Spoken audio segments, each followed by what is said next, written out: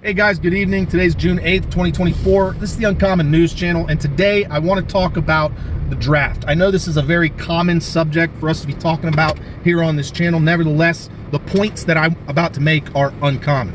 And what I'm attempting to do in this video is redirect the conversation surrounding the draft into the direction that I think it ought to be going.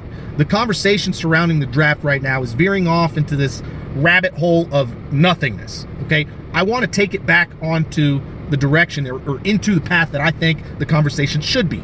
And that's this, right? Right now, the Democrats would be at the helm, the executive branch, they're at the helm of the drafting process. They would be choosing who to draft, all right? And right now, the Democrats are hurting in their voter base. People are leaving the Democrat Party. They're joining the Republican Party. Our numbers are growing. We are having more kids. They're having no kids, okay? All of their policies are failing in every single city, and so people are starting to see that. And so the Democrats need to do one of two things. They either need to increase their voter base or decrease ours, or both. And really, they need to do both. They need to increase their voter base and decrease ours. And how can they do that?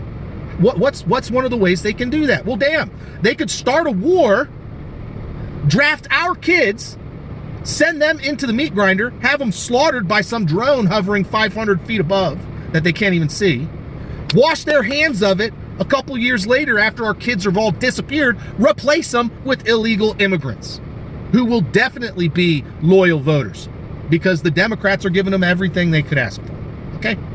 And so that is my 2 cents on this whole draft thing. And I honestly think that is the direction that we should go with this conversation. And I have not seen a single person making that point. So please, blast it out there into the internet. Reiterate this. If you agree with what I'm saying, with my analysis on that, please also talk about that in your circles on social media. Bring this conversation to the forefront regarding the draft.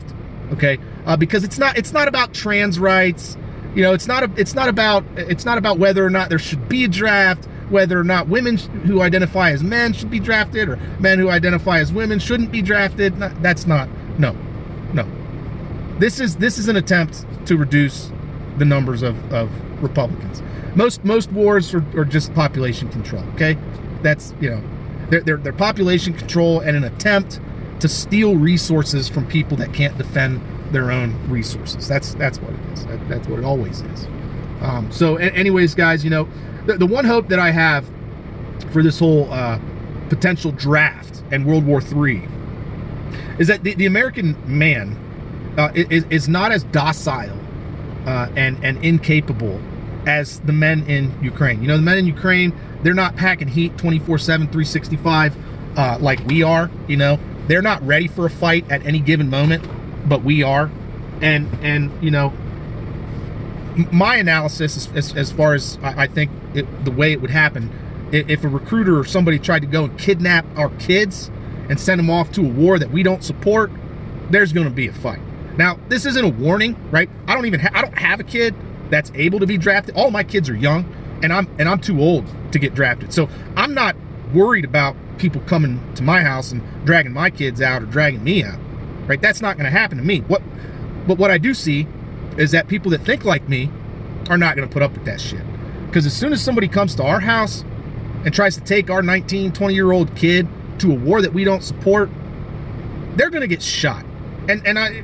That's just the way it is. They're going to get shot. And to that point, I'd like to add this. It is a self-evident right, and it is clearly displayed in nature, that every parent has the natural right to protect their children from perceived harm. So if you find yourself in this situation, or your son is found in this situation, don't forget, you have every single right to protect your child by any means necessary.